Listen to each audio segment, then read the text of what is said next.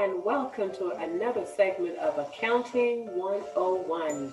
My name is Dr. Annette Moultrie, and let's see what we have in store for you in this video. But before we proceed with the video, I need you to click on the subscribe button. Click on the thumbs up button below. Also, click on the notification bell so you'll be notified of upcoming videos. In this video, we will begin with Chapter 6, Merchandise Inventory. Chapter 6, Merchandise Inventory. The learning objectives for Chapter 6 are: identify accounting principles and controls related to merchandise inventory. 2, account for merchandise inventory costs under a perpetual inventory system. 3, compare the effects on the financial statements when using the different inventory costing methods. 4, apply the law of cost or market rule to merchandise inventory. 5, measure the effects of merchandise inventory errors on the financial statements. 6, use inventory turnover and days sales in inventory to evaluate business performance. And 7, account for merchandise inventory costs under a periodic inventory system. So let's begin with learning objective 6.1. Identify accounting principles and controls related to merchandise inventory. So what are the accounting principles and controls that relate to merchandise inventory? There are several principles on which the foundations of accrual accounting are built. Some of those principles are consistency, full disclosure, materiality, and accounting conservatism. Now, these principles are discussed in this presentation. So let's begin with consistency principle. The consistency principle states that a business should use the same accounting methods and procedures from period to period. Consistency helps investors and creditors compare a company's financial statements from one period to the next. Companies must be consistent in the accounting methods they use. If changes are made in the accounting methods, these changes must be reported. Investors and creditors need this information to make wise decisions about the company. The disclosure principle, it states that a business financial statements must report enough information for outsiders to make knowledgeable decisions about the company. And this information should be relevant and should be represented faithfully.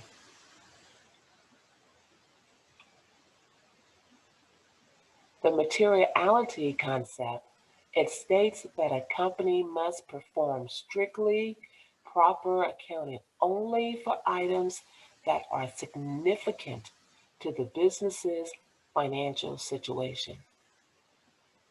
In essence, the materiality concept recognizes that the dollar amounts of transactions is most relevant when compared to the overall size of the company.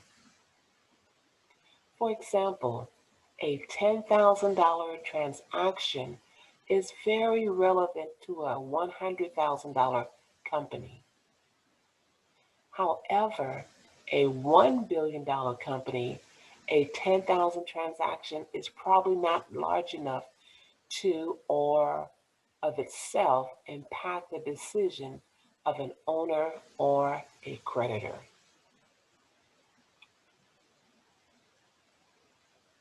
The conservatism principle, it states that a business should report the least favorable figures in the financial statements when two or more possible options are presented. Basically, conservatism means choosing the accounting treatment that is least likely to overstate assets or net income.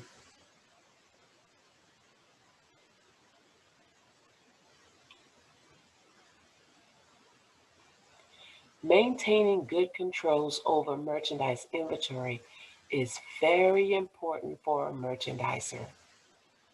Good controls ensure that inventory purchases and sales are properly authorized and accounted for by the accounting system. Now, this can be accomplished by taking the following measures. The company should ensure that merchandise inventory is not purchased without proper authorization, including purchasing only from approved vendors and within acceptable dollar ranges. After inventory is purchased, the order should be tracked and properly documented when received. At the time of delivery, a count of inventory received should be completed, and each item should be examined for damages. Damaged inventory should be properly recorded and then should either be used, disposed of, or returned to the vendor. A physical count of inventory should be completed at least once a year to track inventory shrinkage due to theft, damage, and errors. When sales are made, the inventory sold should be properly recorded and removed from the inventory count. Now, this will prevent the company from running out of inventory, often called a stock out.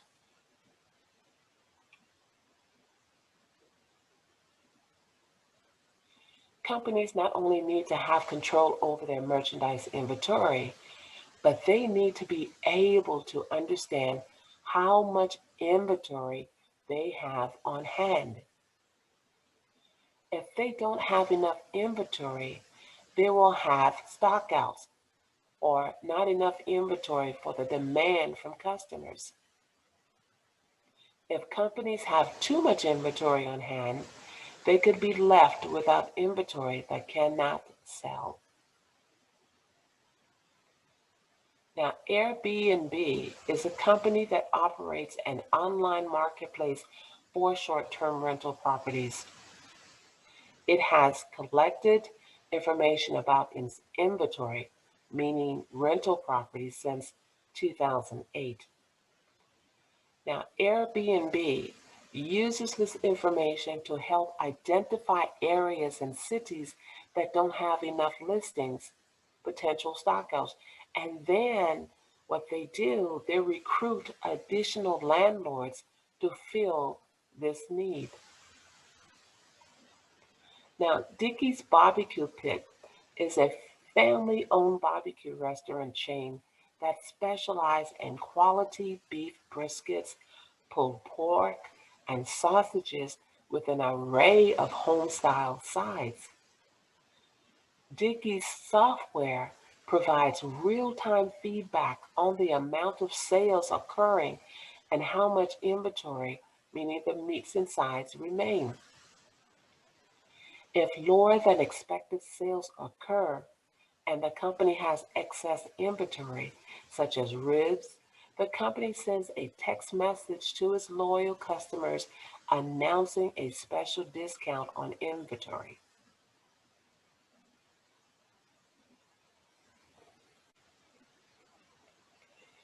At the end of each fiscal period, two accounts reflect information about inventory: merchandise inventory and cost of goods sold. The number of units in merchandise inventory at the end of the period can be determined by physically counting the amount of inventory owned by the company at the end of the period. The number of units sold during the period will be determined and then multiplied by the per unit cost of the inventory.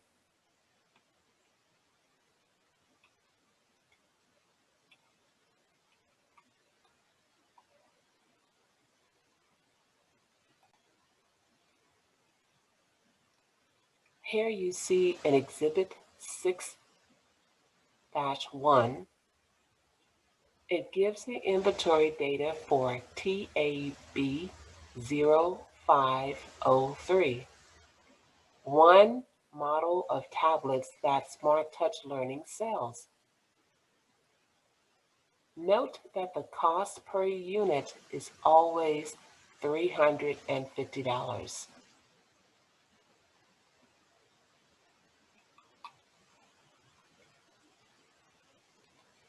When the cost of inventory does not change during the month, the assignment of dollar amounts to ending inventory and to cost of goods sold becomes a fairly easy exercise. Simply multiply the number of units on hand by the cost per unit. Likewise, multiply the number of units sold by the cost per unit.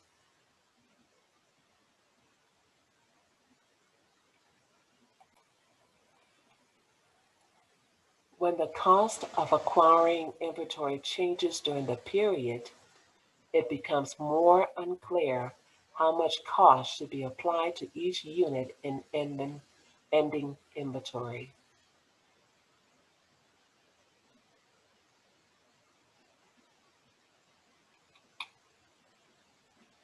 Basically, there are four approaches that are acceptable according to GAAP for computing the amount of dollars to assign to ending inventory and to cost of goods sold. An inventory costing method is a method of approximating the flow of inventory costs in a business that is used to determine the amount of cost of goods sold and ending merchandise inventory.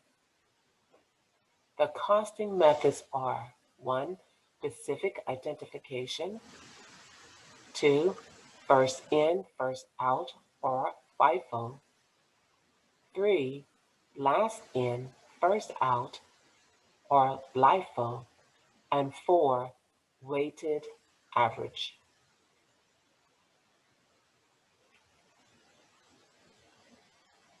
The specific identification method is an inventory costing method based on the specific cost of particular units of inventory. The specific identification method is dependent on being able to identify the specific cost associated with each individual item in inventory. This is most efficient when each item in inventory is unique, and they're unique with a unique identifier. For example, automobiles, they have a unique vehicle identification number, or VIN. Real estate is identified by an address. Jewels, a special diamond ring. These are just a few examples.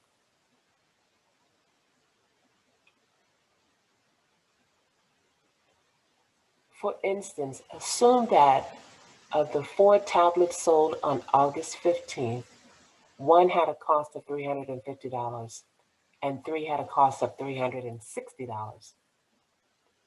As for the August 31st sale, 1 had a cost of $350 and 9 had a cost of $380.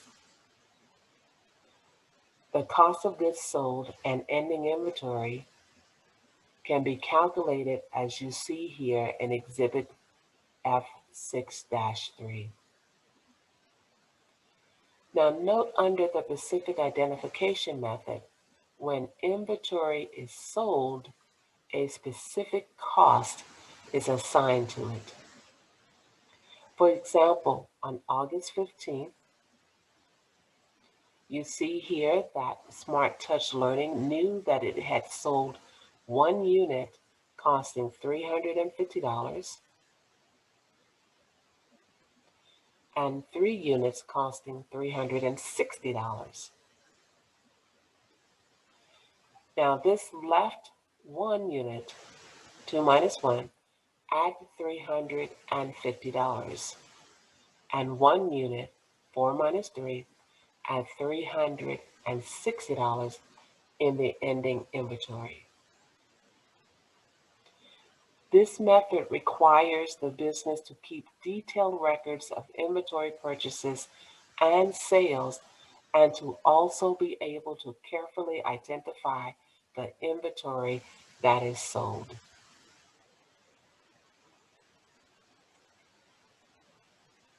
The first in, first out, the FIFO method. This is an inventory costing method in which the first cost into inventory are the first cost out to cost of goods sold. Ending inventory is based on the cost of the most recent purchases. When using perpetual FIFO, we account for each purchase and sales as it happens. When we sell items, we are usually unable to identify which specific items we have sold, since they are homogeneous.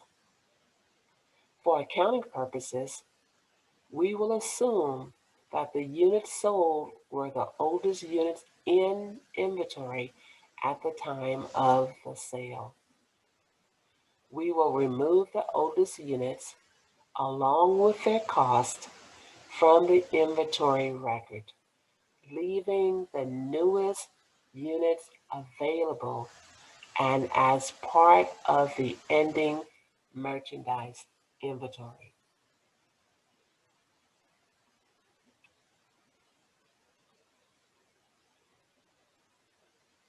Here in Exhibit 6.4, we have the perpetual inventory record, first in, first out, or FIFO. Smart Touch Learning began August with 2 TAB 0503s, and they cost $350 per unit, as you see here. 2 units at $350. On August 5th, an additional 4 units were purchased for $360, which is a total of $1,440. Now, the company has a total of 6 units on hand. That's the 2 units here at $350, and then the 4 units at $360. On August 15th, the company sold 4 units. Under the FIFO, the first 2 units sold have the oldest cost from the beginning inventory, and that is the $350 per unit. The other 2 units will be assigned from the August 5th purchase of $360.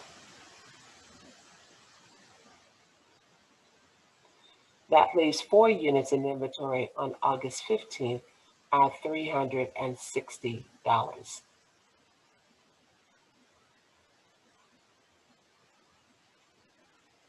On August 26th, Smart Touch Learning purchases 12 units of inventory at a cost of $380 per unit. The sale on August 31st indicates 10 units were sold. Now, because the oldest units in inventory at the time are the 2 units remaining from the August 5th purchase, they will be assigned to the sale first. The remaining 8 units will come from the August 26th sale, which is the $380 per unit, leaving 4 units at $380 per unit in ending inventory.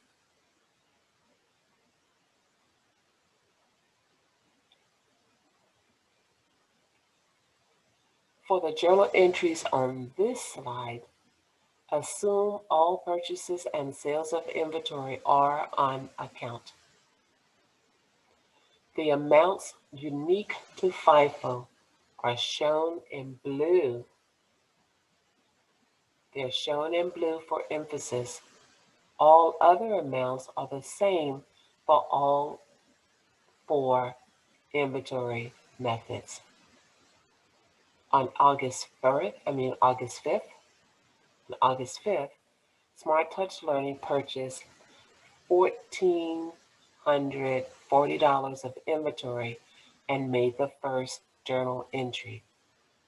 On August 15th, the company sold 4 tabs or TABO 503s for the sale price of $500 each. Smart Touch Learning recorded a sale of $2,000 and the cost of goods sold of $1,420, and that was calculated in Exhibit 6-4 as 2 units at $350 plus 2 units at $360. Now, the remaining journal entries, August 26th and August 31st, follow the inventory data in Exhibit 6-4.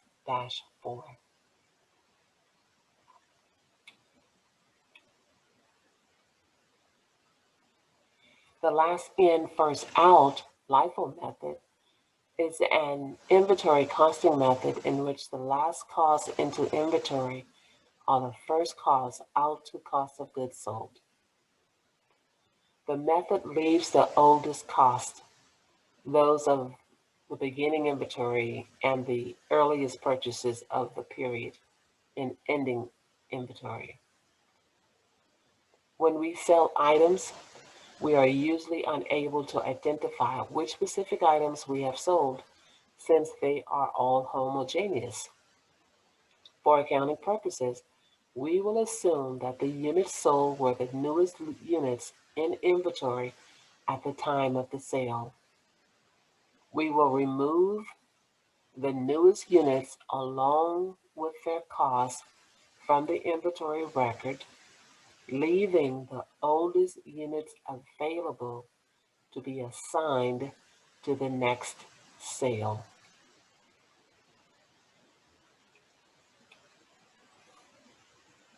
Again, Smart Touch Learning had 2 tab 0503s at the beginning.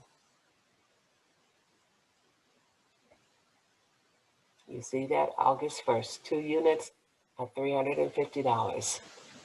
Again, remember this is the LIFO method. After the purchases on August 5th, the company holds 6 units of inventory. The 2 at $350 plus the 4 at $360. On August 15th, Smart Touch Learning sells 4 units. Under LIFO, we assign all 4 units from the August 5th purchases along with their cost to the sale. The remaining 2 units in inventory are from the beginning inventory and are available, if needed, to be assigned to the next sale.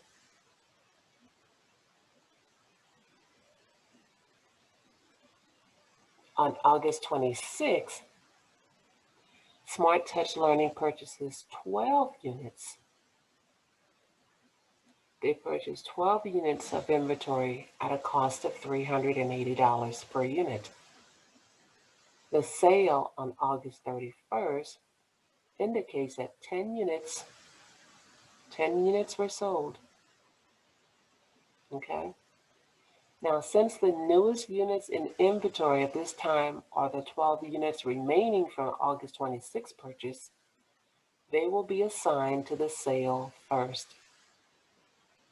The remaining 2 units from the August 26 purchase at $380 per unit will be added to the 2 units from the beginning inventory at $350 and will comprise ending inventory for the period.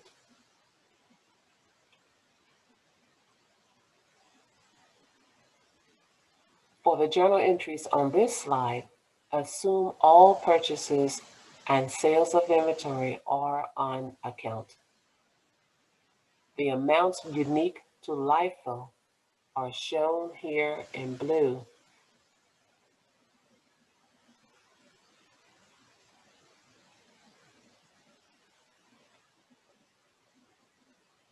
On August 5th, Smart Touch Learning purchased inventory at $1,440. The August 15th sale, it brought in sales revenue. That's 4 units at $500, which is your $2,000 here. And the cost of goods sold, 4 units at $360 to $1,440. And then here, the August 26th and August 31st entries also come from the data in Exhibit 6-5.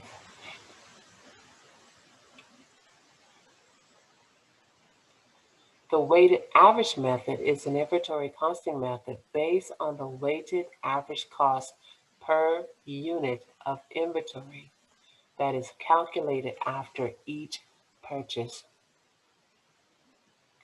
Weighted average cost per unit is determined by dividing the cost of goods available for sale by the number of units available.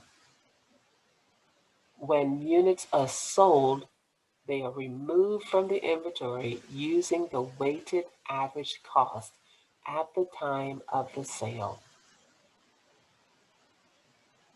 When new purchases are added, the weighted average cost per item will change again and will become the new weighted average cost that will be used for the next sale.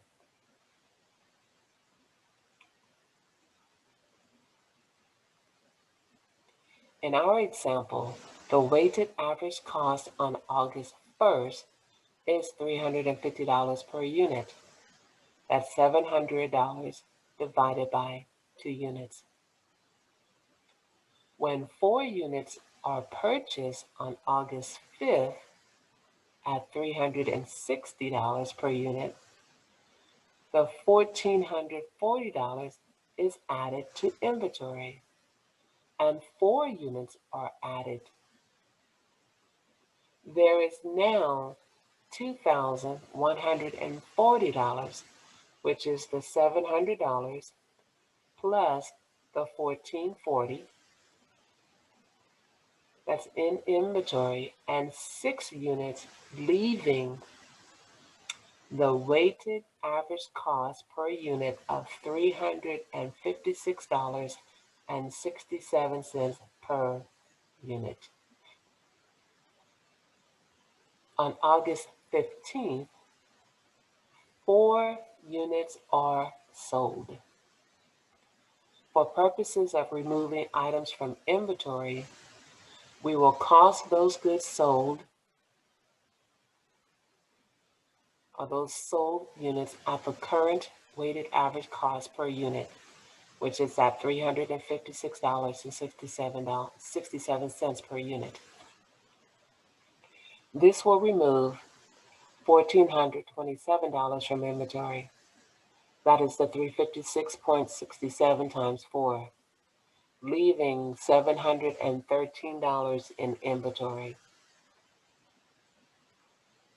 The remaining 2 units are valued at the weighted average cost of $356.67 per unit. Now, when we add 12 units at $380 each on August 26th, there will now be $5,273 in inventory. That is the $713 plus the $4,560 and 14 units.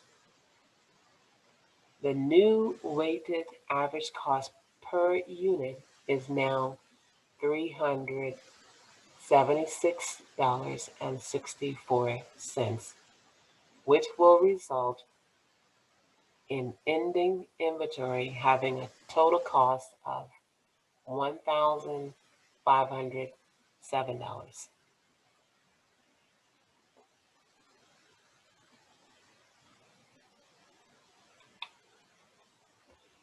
After each purchase, Smart Touch Learning computes a new weighted average cost per unit. For example, on August 5th, the new weighted average is $356.67 per unit.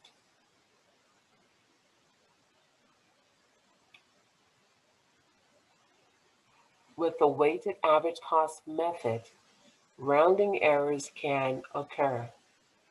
However, this is not the case in this example. Notice that the cost of goods sold and ending inventory total $6,700. That's a $5,193 plus the $1,507, which equals the total cost of goods available for sale.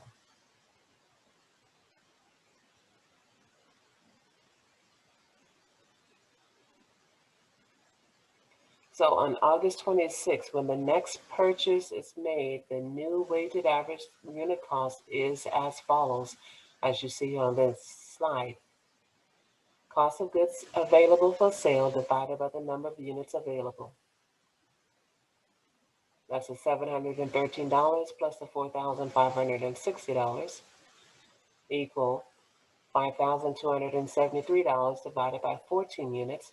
That's the 2 units plus the 12 units equal the weighted average of $376.64.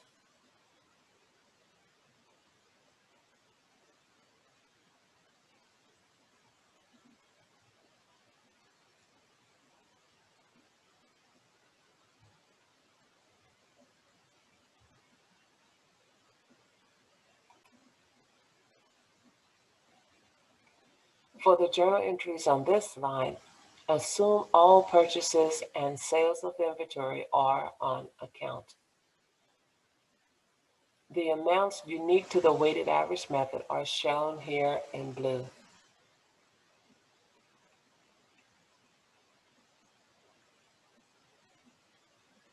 On August 5th, Smart Touch Learning purchased $1,440 of inventory and made the first journal entry.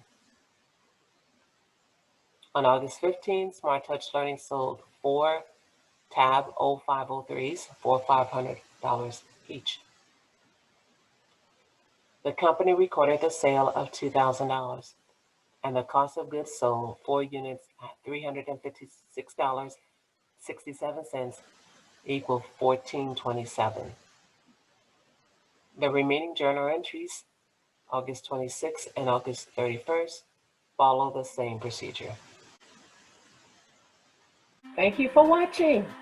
And please, if you haven't already, please click the subscribe button below.